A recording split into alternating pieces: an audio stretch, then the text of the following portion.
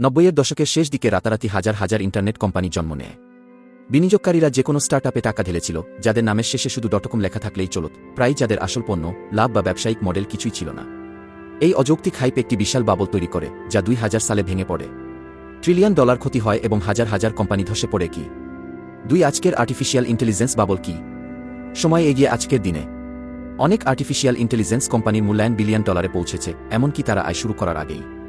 Nvidia বিশ্বের অন্যতম মূল্যবান কোম্পানিতে পরিণত হয়েছে। বড়টেক কোম্পানিগুলো আর্টিফিশিয়াল ইন্টেলিজেন্স এ আক্রমণাত্মকভাবে বিনিয়োগ করছে। স্টার্টআপগুলো শুধু এই শব্দের উপর ভিত্তি করেই টাকা তুলছে। আর টুথব্রাশ থেকে শুরু করে টোস্টার, সব পণ্যই নিজেকে এফাওয়ার্ড বলে দাবি করছে। কি 3-2 বাবলের মিল। .com যুগের মতোই আমরা 3টি বড় মিল দেখতে পাই। প্রথমত, অতিমূল্যায়ন, অনেক কোম্পানি লাভ না করেই $বিলিয়ন মূল্যায়িত।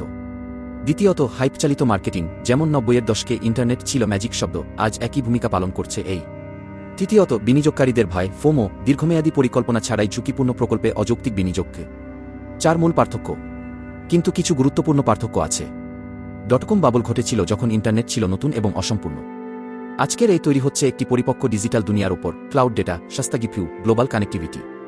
এই ইতিমধ্যেই বাস্তব কাজে ব্যবহৃত হচ্ছে। স্বাস্থ্য, ফাইন্যান্স, অটোমেশন, কোডিং, ক্রিয়েটিভ কাজ, এবং অনেক কোম্পানি সত্যিকারের আয় করছে, শুধু প্রতিশ্রুতি নয়। 5 আমরা কি বাবলে আছি? হ্যাঁ, এই বাজারের কিছু অংশ নিশ্চয়ই বাবলের মধ্যে আছে, বিশেষ করে ছোট স্টার্টআপের মূল্যায়ন, অযৌক্তিক লাভের প্রত্যাশা এবং অতিরিক্ত হাইপড কনজিউমার টুলগুলো। কিন্তু 2000 সালের মতো নয়, এই সম্ভবত বাবল ভাঙার পরেও দীর্ঘমেয়াদে টিকে থাকবে। বাবল ফাটলেও এই হারিয়ে যাবে না। 6 এর পর কি হতে পারে? যদি ইতিহাস নিজেকে পুনরাবৃত্তি করে, তাহলে আমরা 3টি ধাপ দেখতে পাব। ধাপ 1, অতিরিক্ত বিনিয়োগ ও হাইপ।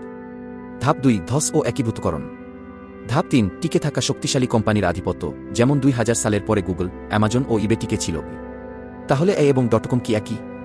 কিছু দিক থেকে হ্যাঁ, কিন্তু এর ভিত্তি অনেক শক্তিশালী ও বাস্তব। বাবল হোক বা বিপ্লব, সত্য হলো এই যাত্রা মাত্র শুরু হয়েছে। আরও টেক বিশ্লেষণ পেতে ভিডিওটি লাইক ও সাবস্ক্রাইব করতে ভুলবেন না।